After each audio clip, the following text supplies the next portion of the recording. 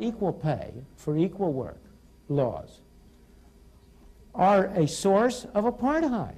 You know, the basic source of apartheid in South Africa was the insistence by trade unions on equal pay for equal work. The women who go around today urging equal pay for equal work are being anti-feminist. They don't intend to be, but that is the effect of their policy. Because if there is any activity in which, for any reason, a male is preferable to a female, or vice versa, the only weapon the less productive sex has is to offer to work for less. And if you deny them that opportunity, you're assuring yourself that you're going to have all male jobs or all female jobs, all white jobs or all black jobs. But aren't you also condemning them to stay that way? Not at all.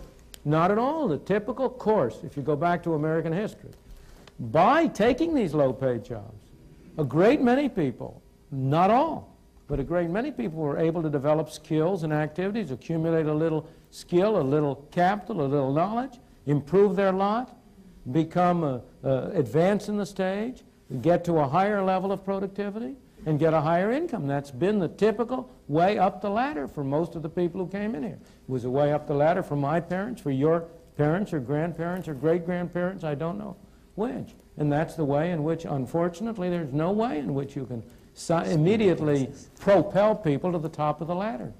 Okay, thank you very much. Thank you. Mr. Friedman, referring to the statements that you made about women who advocate equal pay for equal work. Gee, I thought I'd get a rise out of that sooner or later.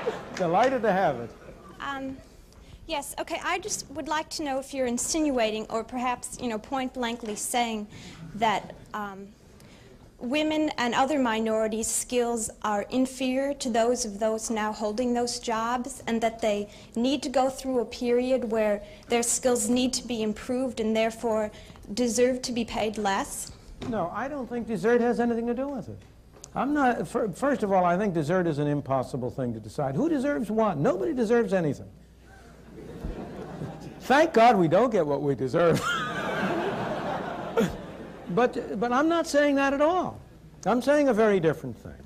I'm saying that the actual effect of requiring equal pay for equal work will be to harm women. If women's skills are higher than men's in a particular job and are recognized to be higher, the law does no good, because then they will be able to compete away and can get the same income. If their skills are less for whatever reason, maybe it isn't because it's their sex, maybe it's because they were out of the labor force, maybe it's for other reasons, and you say the only way you are able to hire them is by paying the same wage, then you're denying them the only weapon they have to fight with. If the unwillingness of the men to hire them is because the men are sexist,